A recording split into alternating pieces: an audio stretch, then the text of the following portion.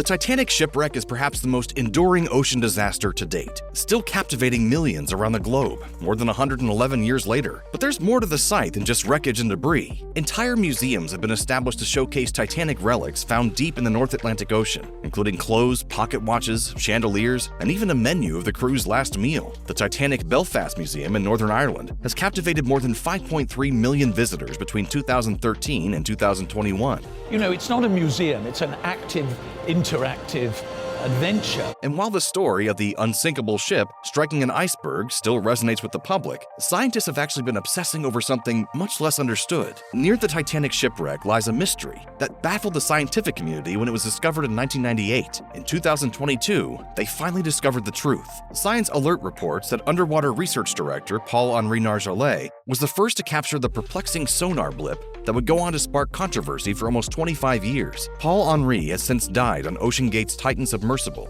which imploded in June 2023 on a deep-sea expedition to view the remains of the Titanic. He discovered the blip during one of his 30 deep-sea dives exploring the Titanic's ruins. When Nargeolet's team first touched down in 1998 to make the recording, the scientific community didn't know what conclusion to draw. For the nearly 2.5 decades that followed, several theories were proposed, but none solidified. So what was lying there 9,500 feet beneath the surface of the North Atlantic? Could the mysterious blip seen on the scanner denote an odd geological feature, or a large and looming object poking through the murky waters? In an October 2022 press release, Nargeolet wrote, "On the sonar, this could have been any number of things, including the potential of it being another shipwreck. I've been seeking the chance to explore this large object that appeared on sonar so long ago." It turns out that the blip was caused by a thriving, newly discovered ocean environment, an unexpected volcanic formation complete with a teeming ecosystem. Deep in the North Atlantic lies this natural coral reef, ripe with diversity and inclusive of multiple maritime creatures. In a press release, OceanGate chief scientist Dr. Steve W. Ross wrote, "We are astonished at the diversity and density of the sponges, bamboo corals, other cold-water corals, squat lobsters, and fishes that are thriving at 2,900 meters deep in the North Atlantic Ocean. This underwater ecosystem is located just 25 miles from the Titanic shipwreck, which became a kind of artificial reef. Now that this new volcanic formation has been discovered,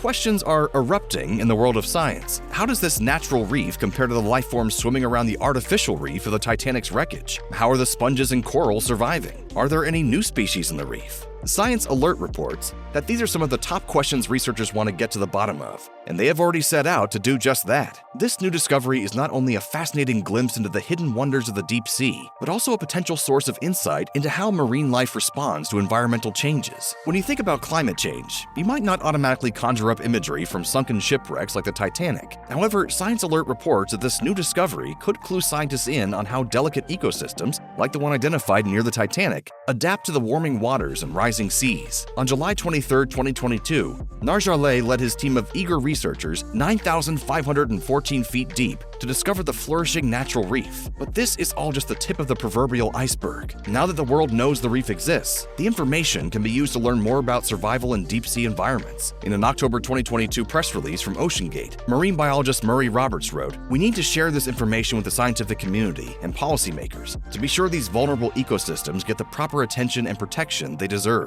After the devastating loss of the Titan, however, it's highly doubtful that OceanGate will be leading that charge.